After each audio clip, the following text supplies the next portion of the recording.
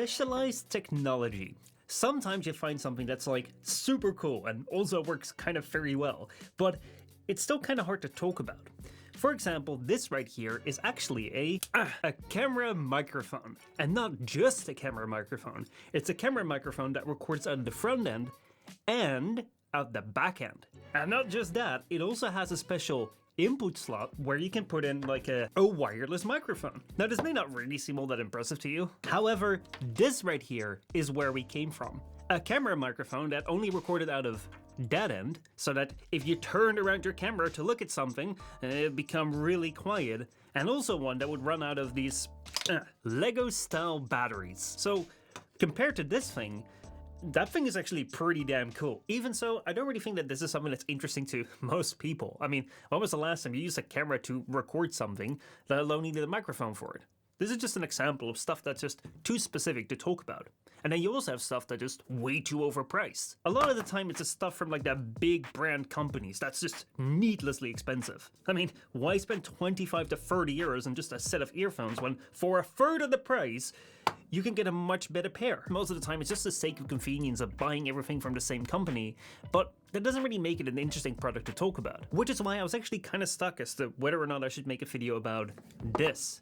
The Elgato Streamdeck, a really cool looking tool that's highly specific and made by a big name company. But hold on, you say, what's an Elgato? Well, Elgato is a company that's pretty big for people who make videos and live streams online. And as someone who has some years of experience doing this stuff, I've gotten one of these to go capture my PC, and I've gotten one of these to go capture all my cameras. And even my green screen right here is from Elgato. And oh, can they be expensive. I mean, one of their key lights right here can run you 180 euros. Whereas this light right here, that cost me 40 euros. And they both just emit light. But then on the other hand, their stuff can also be super convenient.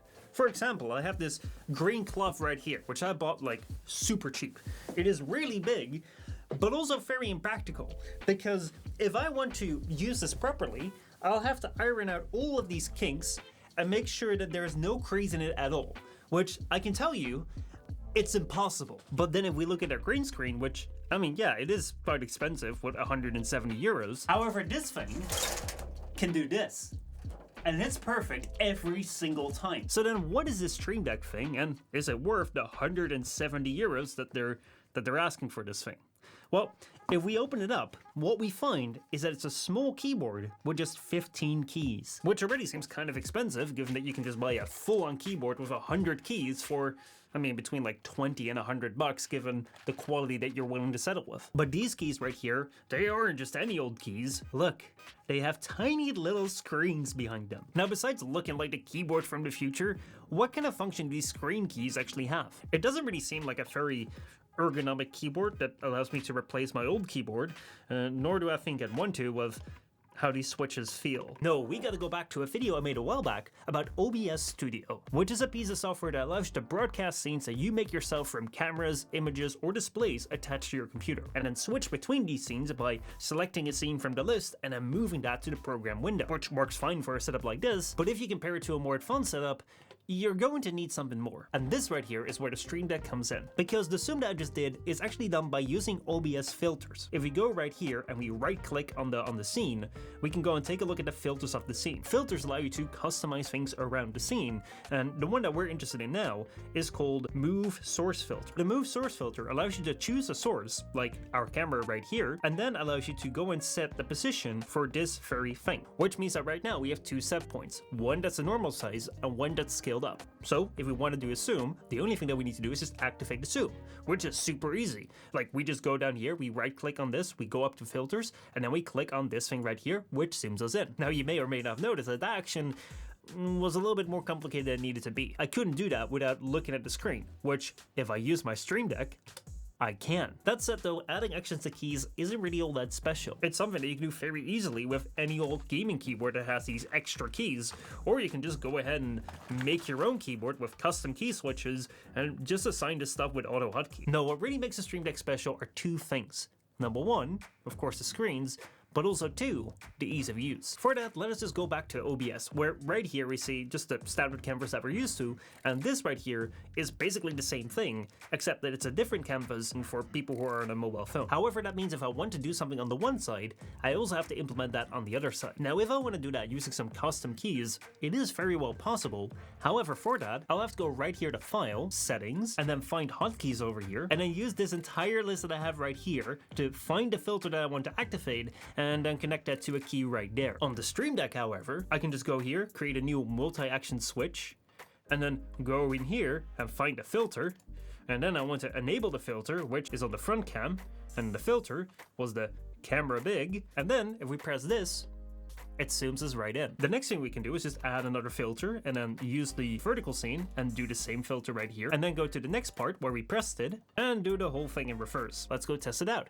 Zoom in and zoom out. Now, these are also actions that you could do with keys and some scripts. However, what I find to be the big game changer is that if I assign this key right here to be my zoom in for this scene, what if I go ahead and change my scene?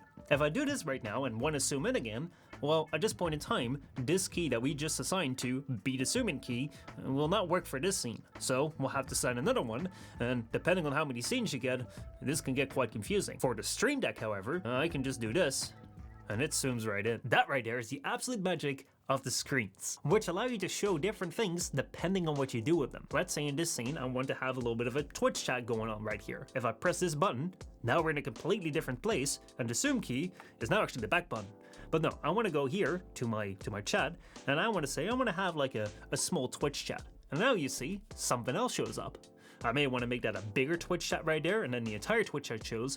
Or I want to go back and do a little zoom again, which I mean technically could work for a standard keypad, but here I don't have to remember what's on there because I can just look down and see how I customized it. And because you can customize it in so many different ways, it's not just useful for controlling your OBS while you're doing live streams. Let's say, for example, that you're following some math lectures. I know, it's very exciting. When you're doing that, one thing you may have noticed is that if you're trying to take notes, sometimes they're using these weird and interesting signs, which you can't put into your screen because you just don't have the key in your keyboard. Now, you could remember all the codes to display them right here, or what you could do is just take a Stream Deck, put them all there, and then be like, oh, we want to have the sum of something. We want to see if it's in the set. We want to see if it's greater or smaller than. And all these things are just text entry keys where you can put a little text down here, and whatever is being displayed down there will get printed when you press that button. It may begin to sound right now that I'm saying that this thing is useful in every situation where you may be using a computer. This thing can be used in all sorts of different programs and can also start up different profiles depending on which program you start. However, for me, I've only been using the OBS and the math one, and that's just for the very simple reason that it just takes too much time for me to go set it up for every single different program. A lot of programs already have some very useful hotkeys that just work on a standard keyboard. However, even so, a lot of times I still don't really learn all of them. Now, if you're the type of person to learn all the hotkeys and set everything up for every single different program, I mean, you probably already have one of these. However, if you're more like me and you don't have time to optimize every single program, just consider for which programs you may want to use more hotkeys and see if you really need to have changing keys for that, or if you can still integrate that within your current keyboard. If you do want to go for Stream Deck, there's also a whole bunch of different versions, like some with 6 keys, some with like a whole bunch of keys, and all of the new ones also come with a very useful feature, a detachable cable, because this right here is it's not good. One thing that is pretty good though is that even though Elgato doesn't officially support it, here on Linux you can find a program called Stream Controller, and that allows you to just use your Stream Deck with all the features and an almost better looking UI right here on Linux, making me one step closer to ditching Windows once and for all. That's all I really have to say about the Stream Deck, not to be confused with the Steam Deck, which is a completely different thing, although I probably have misspoke a couple of times in this video. It was something I was generally skeptical about when I just bought this for my personal use with streaming, but over time I've come to appreciate it as a very handy tool. It has really helped me to elevate my content and make things a lot more easier, and I thought it would be cool to talk about it. So, thank you all for watching, and I'll see you all next time.